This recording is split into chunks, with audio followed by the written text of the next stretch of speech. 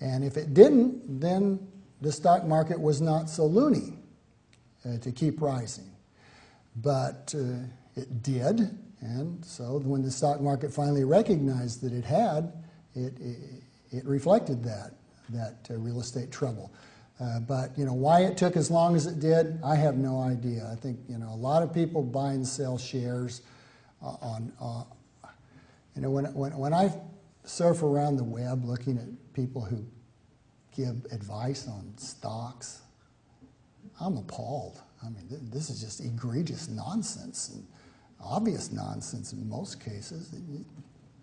People are nutty. I don't know why anybody follows them or pays for this stuff or puts up with it, but it's out there.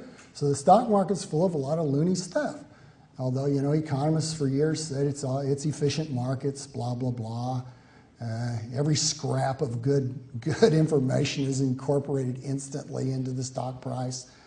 That's crazy. It wasn't like that. But I don't really know why it took precisely that long. A lot of things have to get people's attention, and I think that credit crunch, so-called, last September got everybody's attention in a violent way. And from that point on, you're almost whatever the government did. If the government didn't do anything, the stock market fell. If it did something, it fell. Well, it was half right. We have time for one more. Okay, here's a question in the front. The middle. Hi, thanks for coming out. My name is Jason Ahrens. I'm a graduate student here in economics. I'm actually teaching the Econ 100 course this semester. Mm-hmm.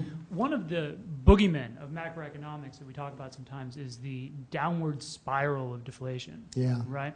But you just gave an example, I think, of at least one, maybe multiple times when deflation did show up, and we discovered, lo and behold, the equilibrium point was not absolute zero, that at some point it adjusted back up. Right. So my question to you is, do you think that boogeyman is real? Is that something we should be afraid of? Or do you think that, no, generally speaking, deflation readjusts, but it's always going to, that is not going to just fall off a cliff?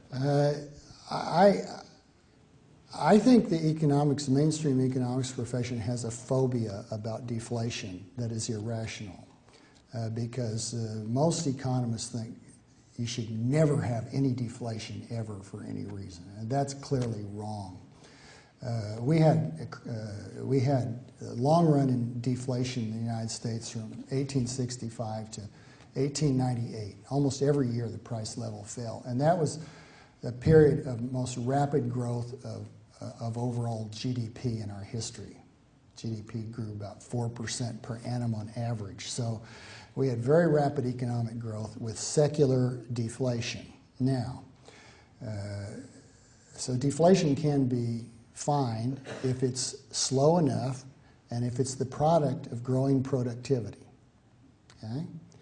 But I think if deflation is rapid and it's the product of sudden monetary shocks, then it can be disruptive and harmful. And I think there probably was harm being done in the early 1930s by rapid, substantial, monetary shock-induced deflation.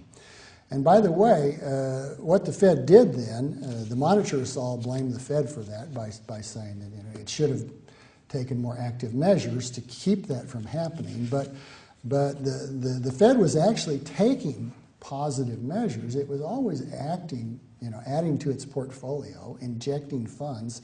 It's just that it wasn't nearly doing it fast enough, except for one period in mid-1932, to outrun the fact that there was an ongoing large increase in the demand to hold currency rather than bank deposits, which reduced the money multiplier and kept the deflation going.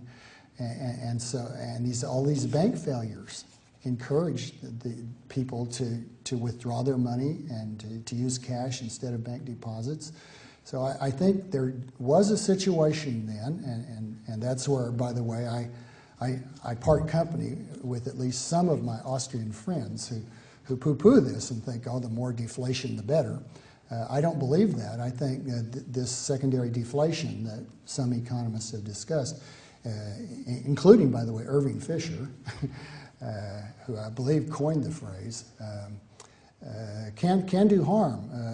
Gottfried Habler, who wrote one of the most interesting analyses of the Great Depression, very much believed that secondary deflation had been harmful in the early 30s, and I'm tempted to agree with him. I don't want, however, to represent myself as an authority on this question.